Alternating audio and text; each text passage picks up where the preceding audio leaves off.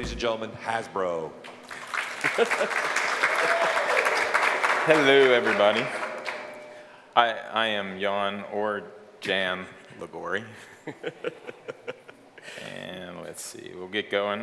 So we're Hasbro people. We're in the 3D department, and we're the people that take an image like this and then make it 3D. This was done in Shadowbox. So we're the group that makes the toys. We take the 2D image, and from that, we fill in the blanks. Sometimes there's big blanks, and we create the figures and other toys too. So essentially, we would be like Santa's elves. Is that what you're saying? We are. You almost you look like Santa, actually. Jan, he just set you up big time right there. No, I just wanted to make sure. Well, you know, actually, at one point in time, I did really look like Santa because I had a beard down here, but I didn't wear a red cap. But I'll get back. These guys are interrupting my presentation. It's really throwing me off. Sorry. These are our brands. No, really, chime in anytime. But these are our brands. As they disappear on the screen, this is what we do. In the hub, the last one, that's our TV station. So one of the first things we do when we have interns and temps come in, we have them get in ZBrush right away, and we have them start to make their name tag. From that, we take the file, and we have them printed on the MakerBot. So there's that instant kind of connection with sculpting in the digital software and then a tangible 3D object, because that connection is really important for what we do, because that's everything that we do. We need that end product piece. And I started out a long time ago. I know I don't look it, but I have some years on me. I went to school. I got a painting degree. I didn't take a sculpture class at all. At the end of my senior year, we had to do a presentation. We had to have our artwork out there. The funny thing was, I started looking at the sculpture, and I was like, I wish I would have thought of this, because it was really cool stuff. And a lot of that was simple form, but it still was really cool and interesting. And a lot of my paintings were kind of leaning towards that sculptural form. I would bring the paint out, and I would build boxes with the depth in it and put actual like skulls and stuff in there, and then paint on that. But after school, I got a job at the Natural History Museum in Cincinnati, and I got the opportunity to work on a Philippine bird guide. So that was like my painting degree. Actually was the only time I really used it. So it was one of the best experiences I had. I got to go out. I got to go out in the field in the Philippines and sketch, birds in my hand and let them go. I did let them go. But. So this is my traditional background. This was actually done for the cover of the book, but it didn't make it. Oh. I know. Sad face. Frowny face.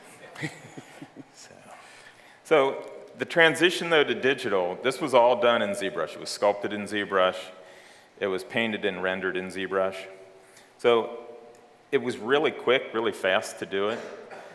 The lighting part was a little bit more difficult. So this is all work on my own free time. The thing that drew me to ZBrush, because I came from a traditional background, in 2008, I was still doing traditional work at Hasbro and managing traditionally. 2009, somebody showed me the ZBrush Central website, and it was amazing. It was like going through an art gallery, and I was just really fascinated that this company is promoting the artist. It's about the art. It's about the artist, and I really wanted to learn it. So there were a group of people I was friends with that we got together, and we would work on it like once a month. And at first it was frustrating, especially with the traditional background. And those friends, was this within Hasbro? Yes, they were. Yes. Yes. I didn't know him, no, just kidding. I've known James for a while, but he wasn't there at that point. But so working in the program, learning the program, it took a while. It was about a year because it was off and on, and I was slow in developing it. But as I caught onto it and I got what I was doing, it was like, wow, this is great. You can do a lot of stuff, and I think that version was 4R3. And as you know, it's advanced quite a bit since then. So this is like a drapery study just working for the other piece. So this is just a plane. I brought it in, imported it, and I just started to move around the shapes. And it was really fast. And actually, stuff like this is kind of like my relaxing time. I go home. If I have any free time, if I'm not working, I go into ZBrush a lot, and I just start doing whatever I want to do because I can. I don't have anybody telling me what to do. I just go in and I create. So some of the other stuff coming up. This is part of my traditional background. I worked on this when I was a freelancer. This was for the Unleashed line for Hasbro.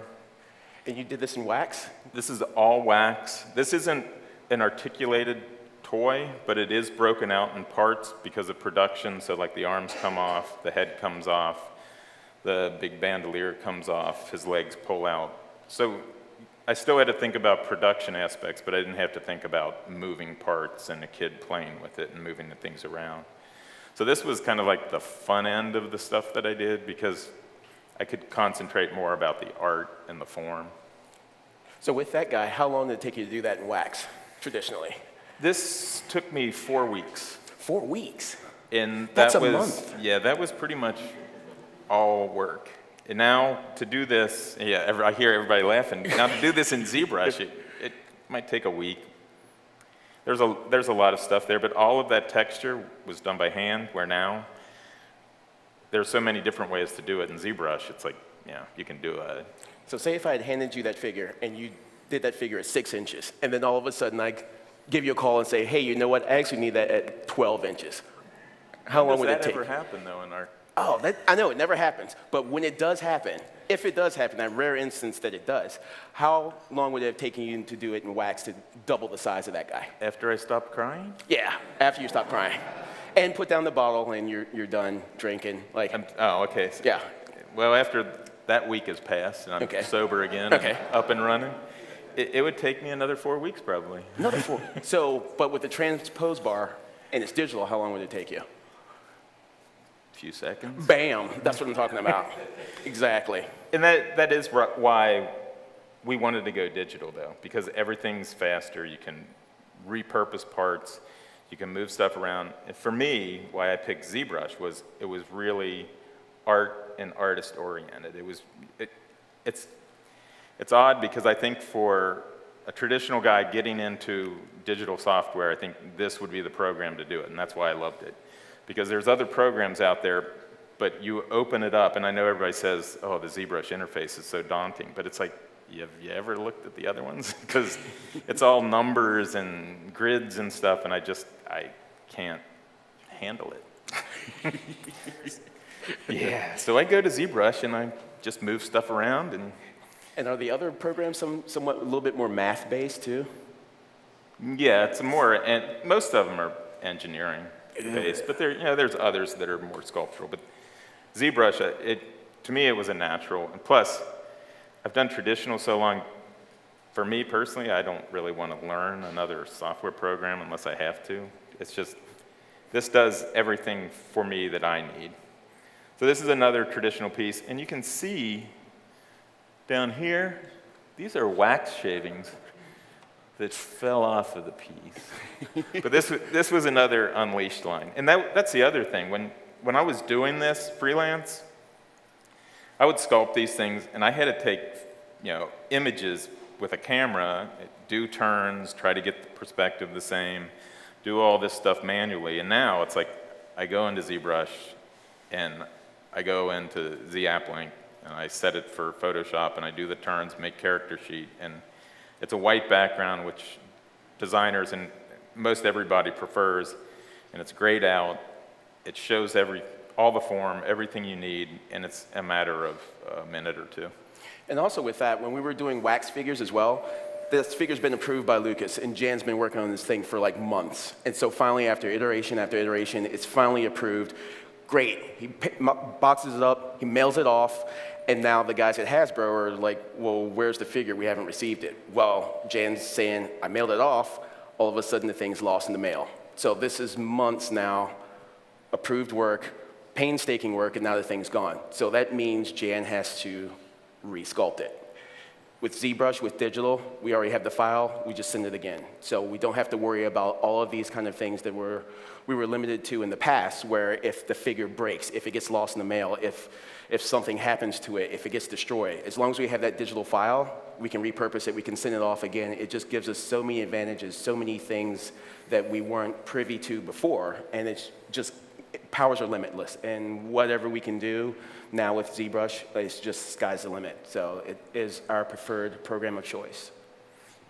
The other thing too is, coming traditionally, it's like this helmet here is a separate piece, it comes off, and this visor here is a separate piece, it comes off. In the earlier programs, it was harder to do that with ZBrush to make separate pieces, but with the advancement in the program and everything, you could do the boolean, and it was like that was another step forward for us, that it was like, it makes it even so much easier than before. It's like, this is perfect for us. And we have to check tolerances and wall thicknesses, but still, it's easy to do that in the program. And the other thing is, there have been items lost in the mail too. Oh, I know yeah. 2 cases where one was lost, but it showed up at a different vendor's doorstep, and that's kind of awkward. Luckily, they did tell us. So this is small on the screen, but this is personal work that I've done. And a lot of my personal work is ongoing, because as I get home and I can relax and kind of do my own sculpting, weekends or nights, I get in and I do whatever I want, like I said, and to me that's really freeing, because I'm not working on somebody else's product, I'm working on my own stuff. And this is representative of a turn sheet, though, that we would do for product.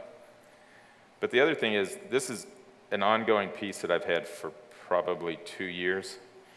It started out as Spike from My Little Pony when I was in a happier mood, and it's ended up, it's transformed into this. I can still see some pony elements in there. You can't you? It's got Yeah, I can see pony. a little pony in Yeah, a it. little bit. But that is the good thing, too. And I've got all these old versions of the thing where I go back and I think, I don't like where that was going. But this is very easy to change. All of these bony pieces are individually placed. I've done some insert mesh on stuff. I'm just experimenting with textures. It's revolutionary, but it's evolutionary for me. It's like I can go in and I can do whatever, and I still have that old version. If I was doing this in wax, I wouldn't have that old version unless I went to the trouble of molding and casting it. And a lot of times too, every time, whenever we would do figures traditionally in wax, once we send that figure off to be molded and cast, that thing comes back destroyed. So in the event if the designer says, hey, we want another version of that or something, if the molds are destroyed, if the figure's destroyed, like years later, if we want to use that for something else, we don't have that file anymore, because there was no file. It was a wax figure. So we would have to do our best to try and recreate that. And now with ZBrush, with the digital aspect of it, we will always have that archive. And even recently with the convention, San Diego Comic-Con, I don't know if you guys actually got to go or got to see photos or anything, we actually had this giant life-size rocket raccoon. So that figure was actually taken from the actual toy, which was this big. And so now the convention guys came to us and said, hey, we want this cool display piece. We want this giant rocket raccoon. Well, rather than send it out to outside vendors or something that would have had to fabricate something in fiberglass or resin, and then an extra cost or something to create that, would have taken an extra amount of time. We just grew it in ZBrush, sent the file down to our rapid prototype lab, and bam, we got this giant rocket raccoon that everybody could come down and take photos with and everything. So it's just an amazing program that just allows us to do all these cool things that we weren't able to do before in wax. That would have taken us months to do and years off of our lives and away from our families and sleep loss. I love to sleep, and when I can't get to do it, I get cranky. Wait, was that the Really? glove taking over right there? Yeah, I know. Sometimes it happens. Just calm down. Actually, can we take a quick question from the Twitter feed? For me or Because for Jan? Or for either one of you. Okay. You both can go for it. All right.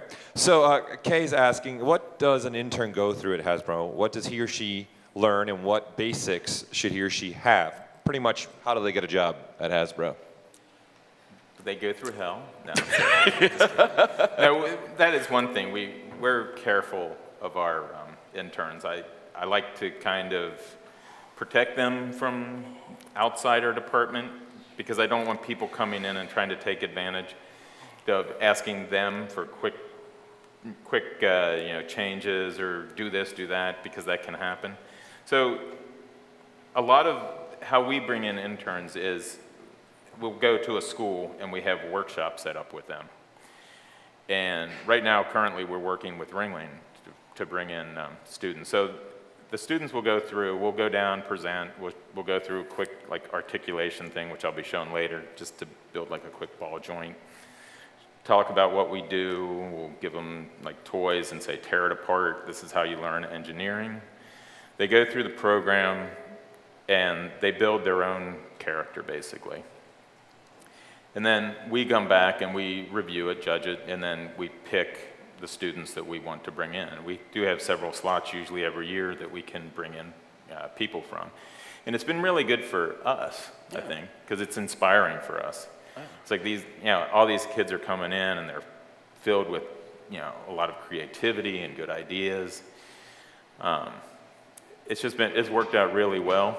Yeah. And for me, when I'm going to look for people I'm going to be working alongside of, I want them to have kind of basic anatomy, just understanding anatomy and everything, because we do a lot of figural work, so like superheroes and everything, so just a basic understanding of anatomy. I'm not asking for you to name every muscle and every bone in the body, but at least have a great representation of it.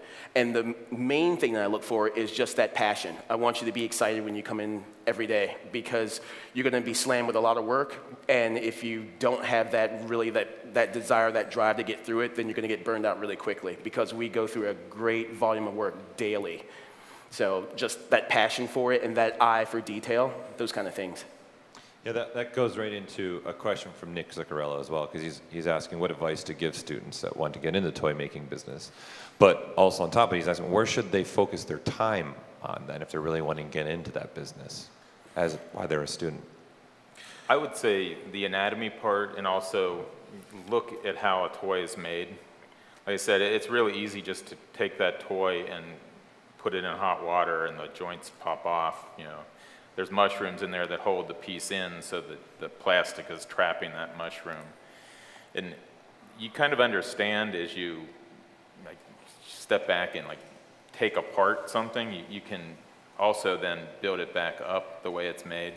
So anatomy is really big, like James was saying. And that's pretty much anything. You have to see how something functions and know how things flow together, like muscle and bone, before you can change things around and create your own muscle structure. I think that's really important. And definitely be open to critiques, because what we work on are licensed products. So you're going to have designers looking at it. You're going to have Lucasfilm, you're going to have Marvel, you're going to have Disney, you're going to have really top people looking at this, and they're going to want their characters represented the best way possible.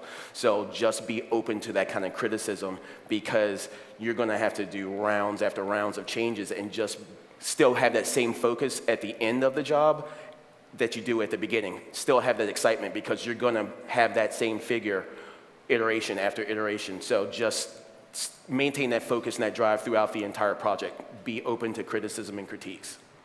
We're going to take a question here from the floor, and then let Jan get back to his thing. Hey, thank you for coming. My name is Charlie. I'm a fellow Cincinnatian. What you were just talking about actually gets into the first part of the question, which is, as far as sign-offs, are you sending just digital files to Lucas and that sort of thing? Are you printing stuff out?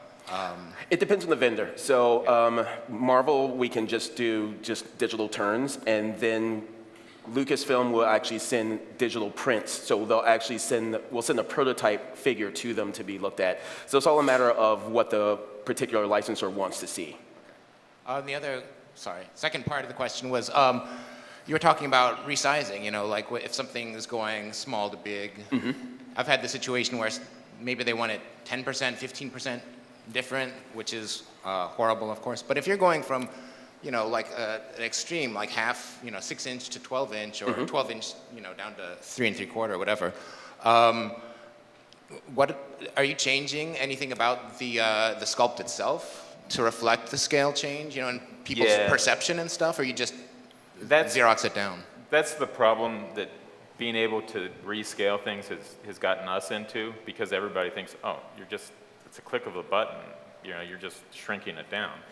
And that isn't the case. It's not that easy. It's made it a lot easier, but when you shrink it down, for one thing, scale changes. So what they're going to see in their hand is going to be different if it's at a small scale than a big scale.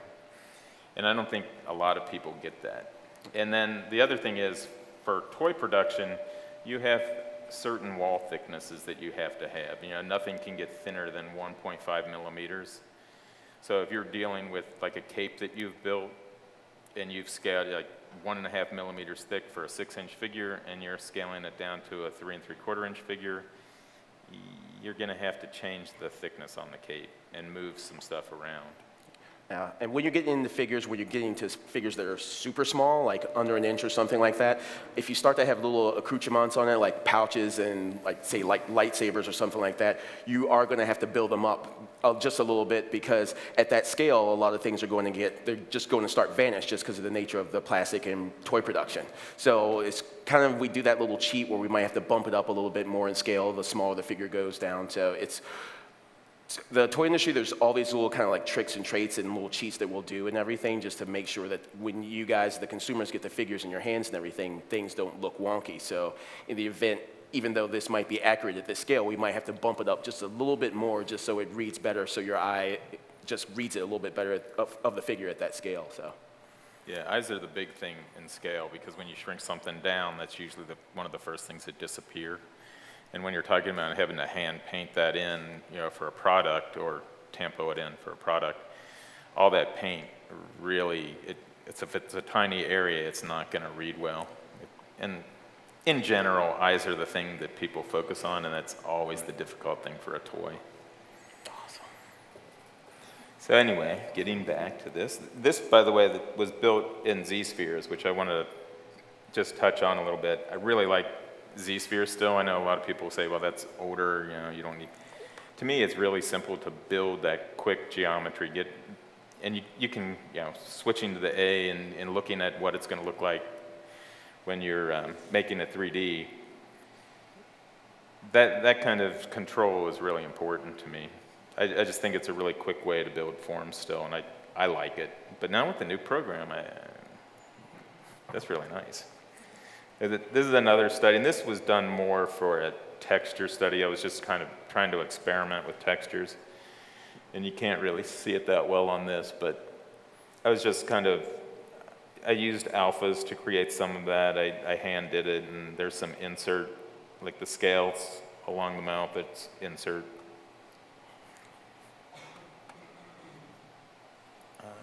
So this is something I was going to pull out just to bring up articulation, but so this is something I was working on as a personal project, early Bob Dylan, the Bob Dylan of my youth.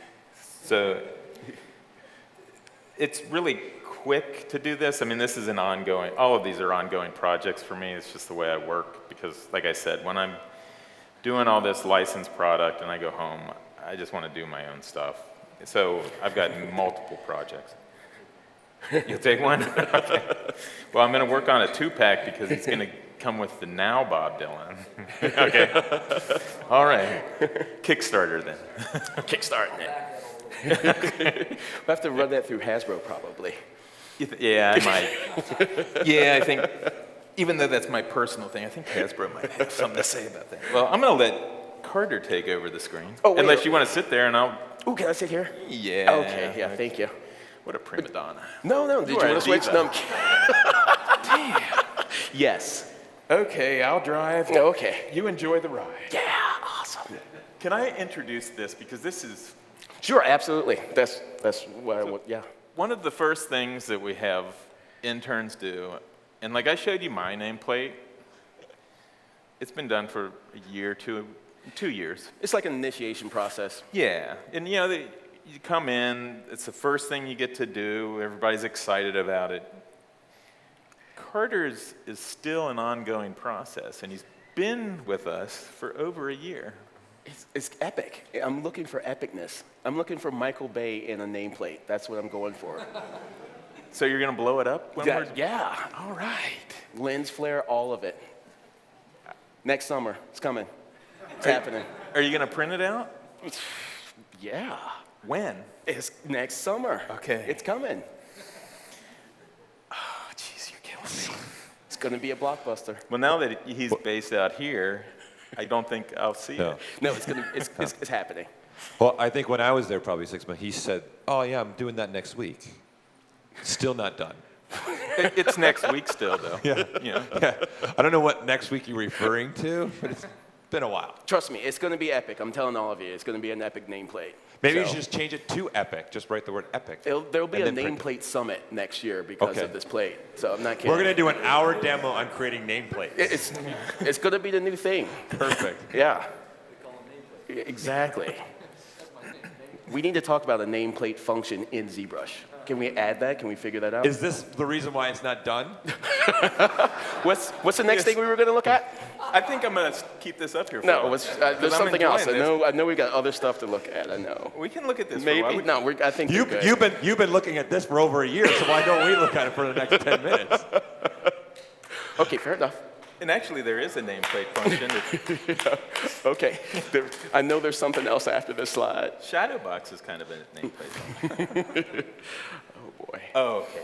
Oh, okay. So this is, when I got into ZBrush, one of the things I like to tell people when they come in and want to work on something, and this also goes back to the original question, when people want to get into the toy industry or something, find something that you want to work on close to your heart, something that you love. And to me, when you're working on that, especially when you're getting into something new like ZBrush, or it's a completely new program to you if you're transitioning from traditional into digital, to me, you're going to learn a lot quicker, it's going to go a lot faster if it's something that you're working on that you love to do, something that in the event if you're working all night or something like that, and you run into a snag or something, you want to fix it, you want to figure it out, because at that point, it's not a job. Because once you get into this industry, when you come into the toy industry, you're not going to get a lot of opportunities to design stuff for yourself and work on something that you just want to work on. So while you have that time, when you get that time, when you make that time, work on something that you love.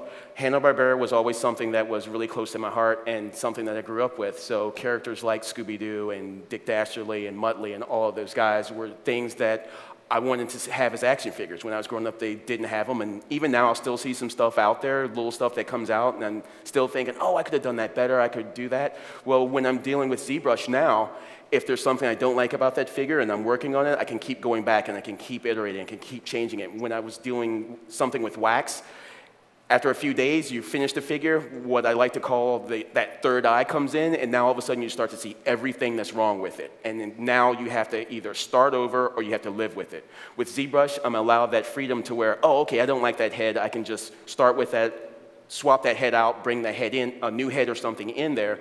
Or you know what, I did like that old head, let me bring that old head back. But so it gives me that chance to keep going back and forth with my figures and stuff like that. So these are a couple of projects that I was just working on my personal time, my free time and everything, that I've just thought, hey, you know what, this might be something cool to show.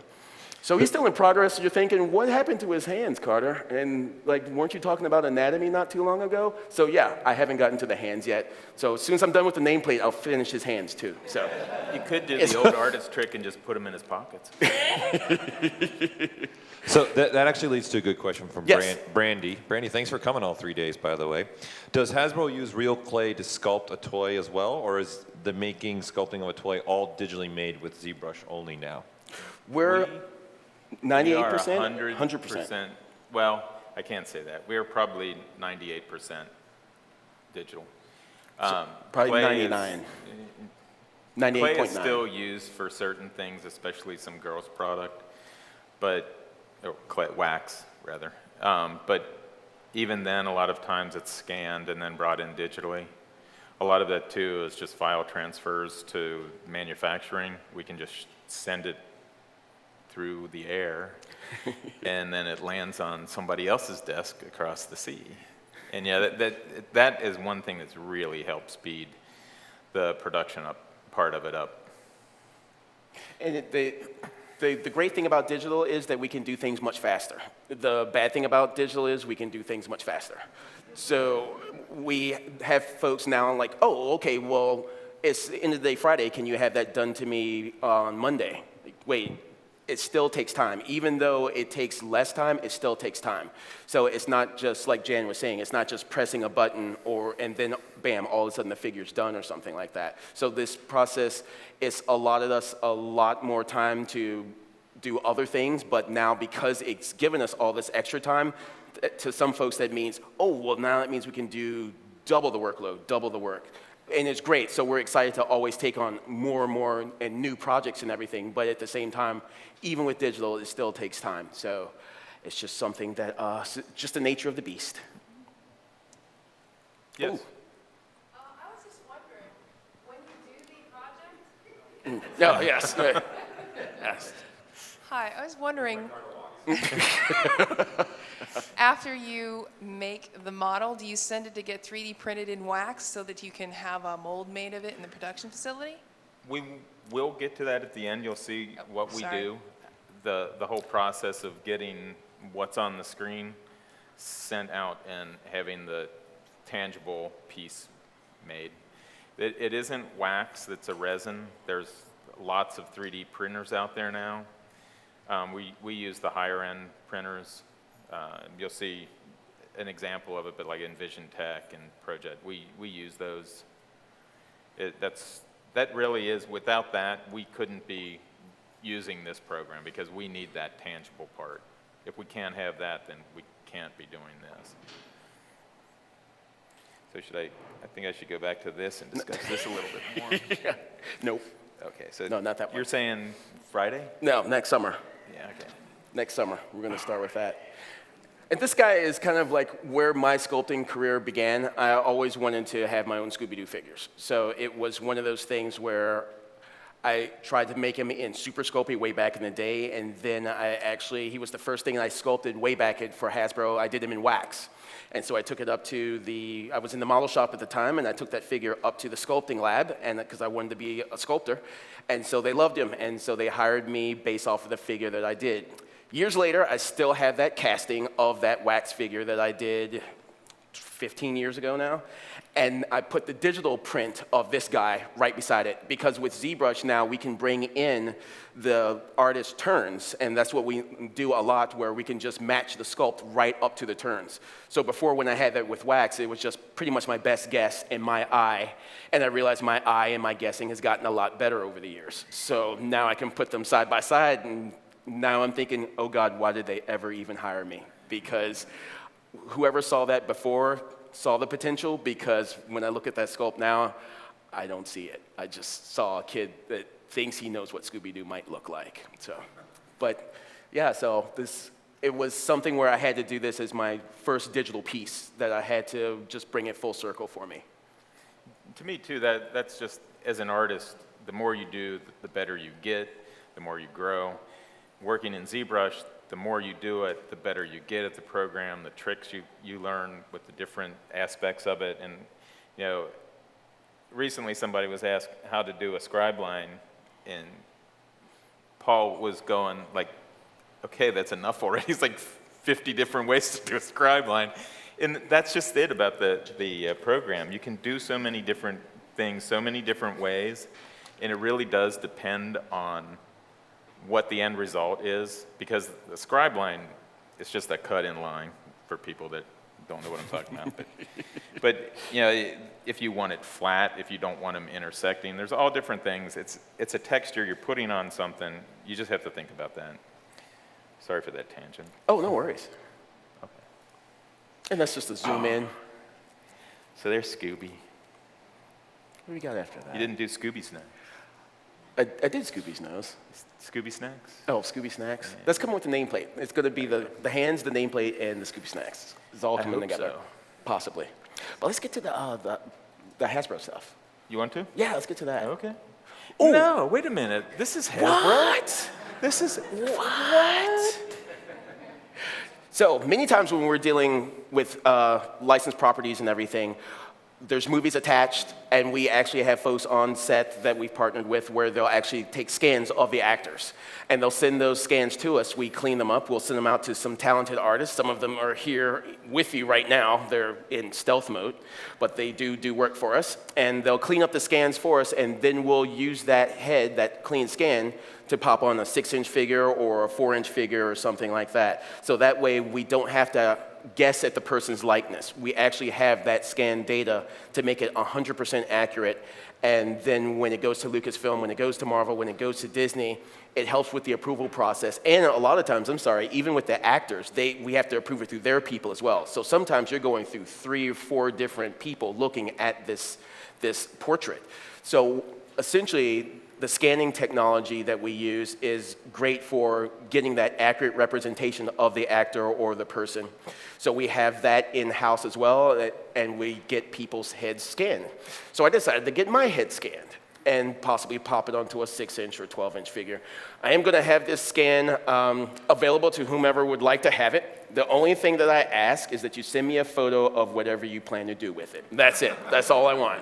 So, Do you have a Twitter account that they could tweet it or anything? I think I'm going to have to get one now. Yeah. So it's definitely, again, just like So you're going to let anybody download your head right anybody. I mean it. now? Where's that going to be located? We have to figure that out. ZBrush Central, maybe? I think so. Can we do that? Yes, we'll host it. Awesome. So I will be the first one. perfect. So again, my head's going to be on ZBrush Central. The scan's going to be on there. So We'll again, figure it out. We'll okay. figure it out. So we're going to figure it out, and all I ask is that you just send me a photo of whatever you plan to do with it. That's it.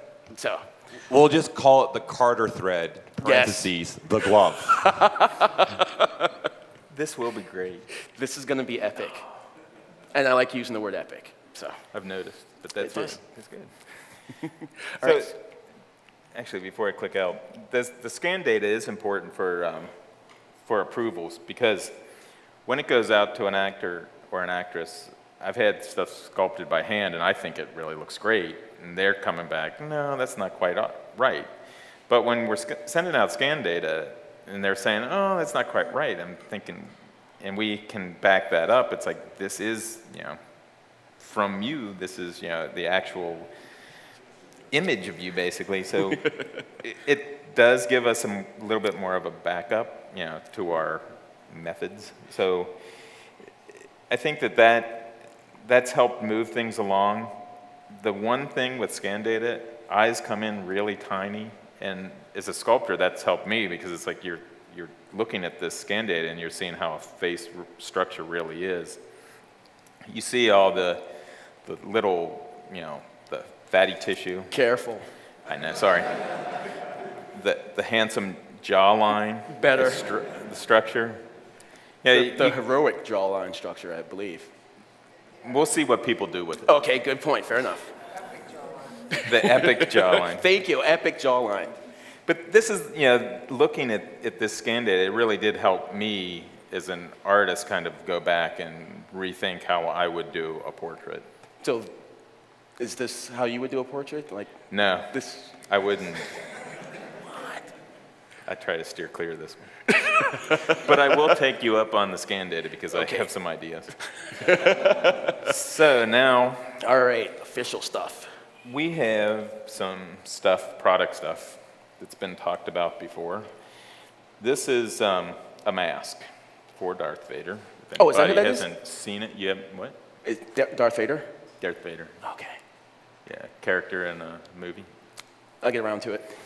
But yeah, this kind of stuff, it's digital. We can do shelling. We can put it, normally if we would have sculpted this traditionally, this thing would have been a block of wax. Now, we can actually put in all the engineering aspects. We can put in the battery box. We can add the speaker. We can do all this stuff. We can have it shelled. So that would be like the thickness that it would actually be in production. We can add all those tiny through holes.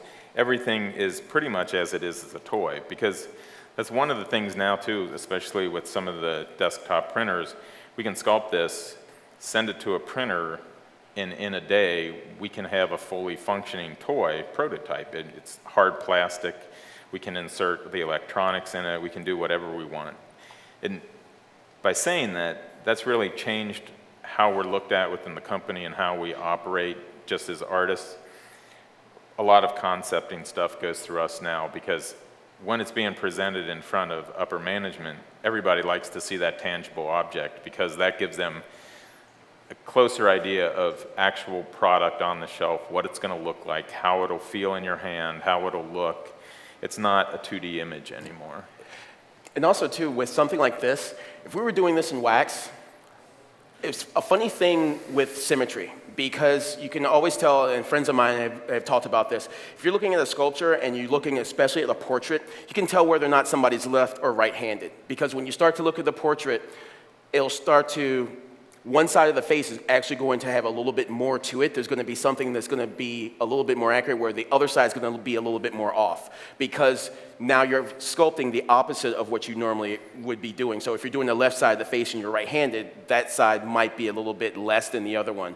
With ZBrush and everything, it's allowed that symmetry to where it's going to be perfect. It's going to be so perfect to where sometimes folks are coming to us now, well, it's a little too perfect. Could you kind of like mess that up a little bit? So with something like this, when you're getting into hard-edged, detailed mechanical work, it would be a nightmare to do that in wax, because it has to be perfectly symmetrical. So with ZBrush allowing us to do the symmetry like that, it's perfect.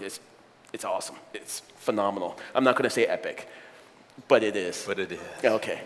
And I did say epic. That is the other thing, though, with digital, especially with softer product like the girls' end of the business, which is the business that I work on. When designers see something like a doll head or something that's symmetrical, a lot of times they'll say, ooh, that's not right, that's kind of creepy. So we can build in symmetry really quick. We're only building half of it. And the fact is, we can go in afterwards and we can tweak it by hand, turn off symmetry and just go in and change stuff around. It's still really fast that way, because we're really only building half of something. So we're cutting back in time in so many different ways. So this is, who is this guy? That's Obi-Wan. Obi-Wan, sorry. Now, I have worked on Star Wars product for a long time. Freelance, that's what I did mostly. When I came in-house, I did a little bit of that, worked on the Clone Wars line a little bit, helped out here and there on the line. I've pretty much worked on every brand within the company. I've even worked on prototypes for Nerf, because now with digital, that stuff is really built quick. I've worked on Transformers, and currently I'm on the girls brand, so Littlest Pet Shop is one of the biggest things I work on.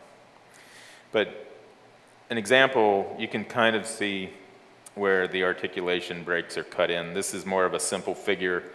You can see the split in the skirt and the T-crotch. So this is flat plane hips. That's something I'll go over in a little bit. And this is flat plane shoulders. The arms will just rotate on planes. The other articulation is ball joints, and pretty much variations on a ball joint or a flat plane. There's not much else you can do, because it all has to ride on a surface and it can't be obstructed by anything. There are tricks, though, to, like this could be a ball joint, even though it's got like flat outer plane for the arms. You can cut away something if it's a ball joint. You can't add to it, because that obstructs the travel of the joint.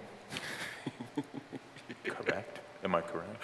Oh, no, I just thought you just went into like that toy mode. Yeah, where, no, I do like, that sometimes. Not everybody's a toy sculptor. Well, that's what I'm gonna, that's why I do have the demo prepared for ball joint, and I can talk more about it. This brings up questions. Oh, okay. Don't you think? Yes. Ironic? Okay, never mind. So this is sort of an exploded view of R2. This is what we can do now where we couldn't do it before. Like I was saying, the shelling aspect, the engineering aspect, it's a lot easier to do this now. So it's more of the complete toy, the complete product, which cuts down on a lot of changes when it goes overseas or when it goes to a manufacturer. We can tweak a lot of things, make sure it's more producible, and that they don't have to adjust on their end, which could cause issues with the licensor in the end. Because a lot of the product we do for this, for like action figures, is licensed product. So it doesn't just, it's not us deciding what to do. We have to send it out to the licensor like Lucasfilm or Marvel, any Disney product, and then they have to sign off on it. And when they sign off on it, they're expecting that piece to be on the shelf. So if there are things that have to be adjusted, we do have to okay it with them. Anything on this? Nothing? Oh, jeez. Maybe this guy. Another toy product. So this is the ball joint shoulders, which I was talking about. And articulation, that's one of the biggest things when we have folks come in, new sculptors and even new designers and just new folks new to the toy aspect of it. Because everybody that we hire, people coming in and everything, at least in the creative department, they're going to be creative artists. They're going to have that eye. That's the reason why we've hired them, because they have that great aesthetic, that great design capability, whether that be in 3D or 2D. What we have to teach, and it's one of those things that unless you're in-house and we teach it to you, articulation is the hardest part to figure out. And that's something that's always that hurdle that it's just something that you have to get past when you're coming into the toy industry. So it's something we don't expect people to know coming in, because it's really the only way you can learn it is with us. And we've done it for years, and so when we talk about flat plane joints and ball joints and lock, what is the one where, a ratchet joint.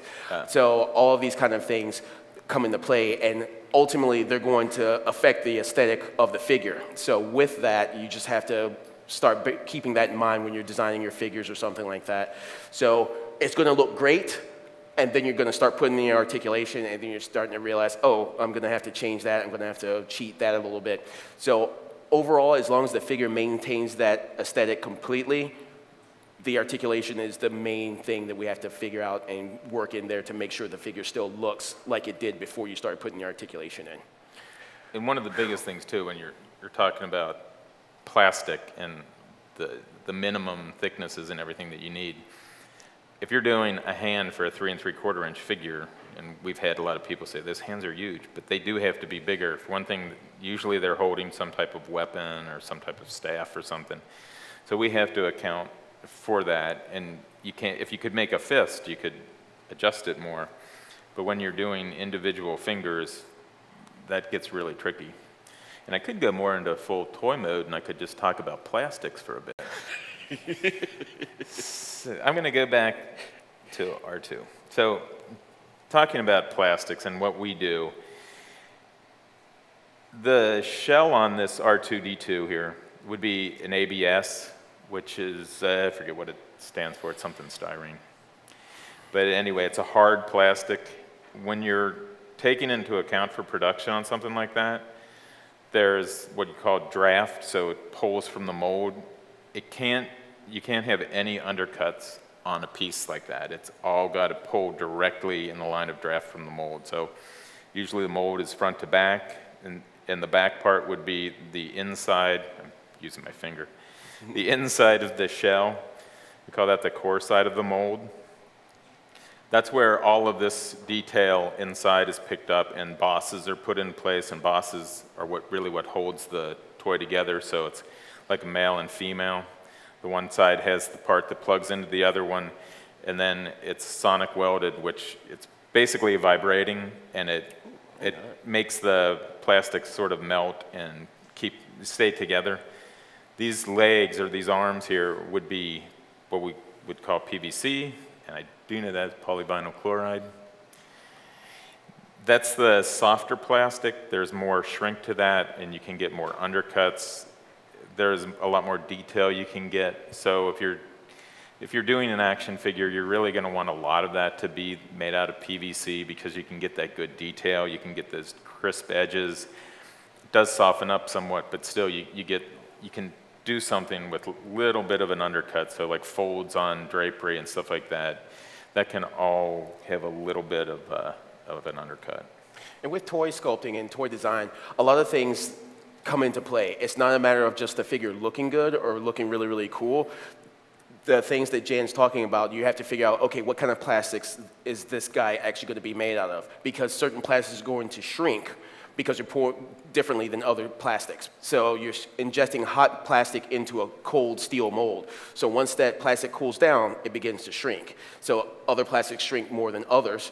So there's a lot of things from this technical aspect of it and that you just have to take into account. And so whenever we're designing figures, whenever the designer comes to us and we're figuring out how we're going to make this guy work, a lot of those things come into play, and so there's this back and forth to where we actually have to sit down and plan this out and figure out, okay, so if we're going to use all these different plastics and there's these different shrinks within those different plastics, how is the figure actually going to look completely put together at the end of all this?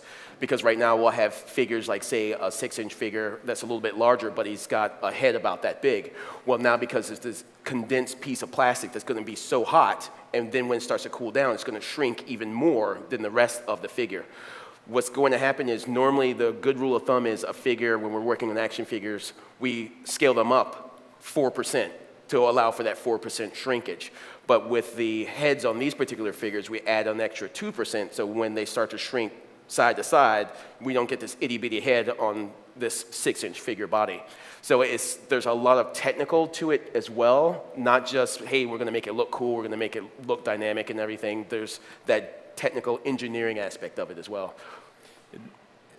Yeah, getting to that point, the plastics thing is important because ABS has almost zero shrink, where these arms on R2 have 4%. And like James was saying, that's something we need to know as a sculptor going in, what that's going to be. So that has to be worked out ahead of time. And the other thing is, too, with temps and interns coming in, nobody really has that production knowledge. And that is one of the things that we start to teach right away and try to talk about. And we are holding classes on a fairly weekly basis with all these people that come in. And that's kind of like an exchange of ideas. It started out as like just let's have a weekly meeting, and then people would say, well, let's talk, I've got some issues with ZBrush. And it kind of started as like a community thing because, we'd say, oh, I do it this way, and then all of a sudden somebody would say, well, there's an easier way to do it. So it's kind of like a show and tell type thing? You're killing me. No, there's no milk and cookies, and it's not kindergarten, man. It's not show and tell. This is serious business. I think you can have a serious show and tell. Would you guys say right now this is a show and tell, kind of? Like a serious show and tell? So, a serious show and tell. This is an epic show and tell. If you put epic in front of show and tell, I will grant you that it'll be called show and tell. Can we call this an epic show and tell? Can we do that? Okay, thank you. Bam. Done. I hate show and tell. I feel like I'm 5 again. I had fun times when I was 5. I did too. Okay. Moving on. Should say 15. Okay. So, yeah. So this is showing the shelling. It's showing what I was saying about the mushroom here. So when we make these, we usually have a pin come straight out. It plugs into the body of the piece. But in production, you add a cap basically on it, so that locks the piece into place. This is a fully functioning model. I mean, this could be printed out on a desktop printer, and it would be a toy. So that is the big advantage of the digital aspect. And when we use ZBrush, we can do all of this stuff now. We don't have to rely on the manufacturing end to figure a lot of this stuff out. We can do it on our end, which helps make the license approval process go better. And in addition to that, it actually also speeds up the production aspect as well. Because sometimes what we'll have is a figure, and it might have a mechanism that goes in. Something's going to be spring-loaded. If you're going to twist him at the waist, he's going to come back with like a punch or something like that. Traditionally, when we were doing a wax figure, we would have to send that down to our model shop. They would have to make a mold of that, take that figure, hollow that out, They would have to fill all of these components and make that shell and make a working model within that. And so it takes a lot of time to go through all of that just to come out to figure out something, oh, okay, now this isn't working. So now the model shop has to start back over, hollow out a new figure, and keep essentially tweaking this until they can get the mechanisms working. Now with ZBrush, we can figure out the tolerances, we can figure out whether or not this is going to be working or something like that, and we can cut down that time that we're sending the figure down traditionally when we were using wax to hollow that figure out, put all the mechanics in it and everything like that. So what should they have in a portfolio? That goes right into a great question. Anatomy pieces. Anatomy is everything to us. I'm looking for really good aesthetics in a What piece. about likenesses? Likenesses, portrait work Yeah. is in high demand. I know we use a lot of scanning, and there's a big trend to do that, but we also use a lot of portrait sculptors. That's really hard. A lot of people don't get that. It is really hard to do. It's a specialty. And definitely hard-edged stuff. We don't have as many hard-edged artists that we would like. And the ones we do have, they're amazing. So everyone always specifically asks for that person. And so they're uber busy. So we'd like to be able to just kind of take some pressure off of their shoulders and have more hard-edged people, more hard-edged surface modeling. Whoa, whoa, whoa, whoa, whoa, whoa, whoa. Wow, look what I have on the screen. We didn't discuss this. I know we didn't. That's why I put it on here without discussing it, because I knew there could be issues. I don't like issues, so you want to come up and... Ooh, are we talking about the teeth issue when we had that yesterday? Could I have fun with Sure, the you Carter can. head right Go before for it. we end? It's all you. We got 5 minutes. So One you of the do what you things, want. actually, with working at Hasbro, there is a fun aspect. There's been known to have Nerf fights break out at times. There's a lot of fun. It is work. It's hard work. But when you're working with 3D, just little things can really... you knew I was going to do this because you gave it to me. Oh, I knew. I knew that. But also, it's cool with the digital aspect of it. When we have people, we'll have people that might be with Hasbro for years, and they're about to retire, and we want to make something really cool and unique for them. And we could give them a gift card or something like that, but we're a toy company. We do something very, very unique. So why not take that person's head, scan it, clean it up, sculpt it, and put it on a G.I. Joe, put it on a Transformer, or something like that. It's just something really, really cool, and I think it's that you're only going to do within the company. It's just something that we love taking advantage of, we love having fun with, and I'm still trying to get a scan of his head, and I'm trying to find people to sculpt his head. But it is something where we get people's requests where, hey, this person really did an awesome job with this particular assignment. Is there something we can do really cool and unique for them? Well, to me, you could get that bobblehead that kind of looks like you, or you could get an actual action figure that looks exactly like you. And these kind of projects we love doing. It's fun for us because we know these people, so we get to really honor them and do something really cool and unique for them that we can only do within Hasbro and stuff. So these are kind of projects we love working on. Really, if you are looking for freelance work, one thing I would say, for a career, the best freelancers can do a wide range of product, of sculpting. So it's the cute, it's the ugly, it's the monster, it's all of that, it's the hard edge. If you can do all of that, you're really set as a freelancer because you're more valuable. If you can do traditional, you're locked into doing traditional, and now it's really going away and drying up. If you do digital, you're pretty much golden now because everybody is wanting that. I know so many people that have not made that switch, and I've talked to them. I said, you've got to learn digital sculpting. If you don't, you might as well kiss your career goodbye because it's not going to be around long. And some of those guys are amazingly talented. So I know this is kind of a vague question, but no. what kind of turnaround generally do you have for figures? And I know that can range, but just in general. Because you were talking about like the workload that you have on a daily basis. Yes, So- absolutely. You're talking about time? Time, sorry. We used to get 5 to 6 weeks. Now it's- anymore 2 Now it's pretty to much 2 maximum weeks. 4. Yeah. That's with some back and forth, Yes. yeah. That's usually by the time we have the artwork, everything's approved, and we send it off to the sculptor. So usually they would love to have it in 2 weeks.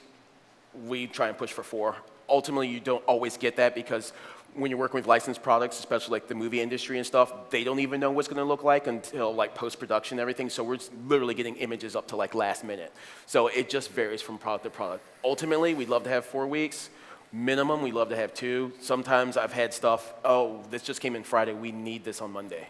And like, a lot of times it might just be a head or something like that, but it might be, we need an entire figure, and that's when it has to be on us to push back a little bit, like you gotta give us a few more days because this is a really intricate design. So a lot of times it's a case-by-case basis, but ultimately 4 weeks, minimum 2 weeks.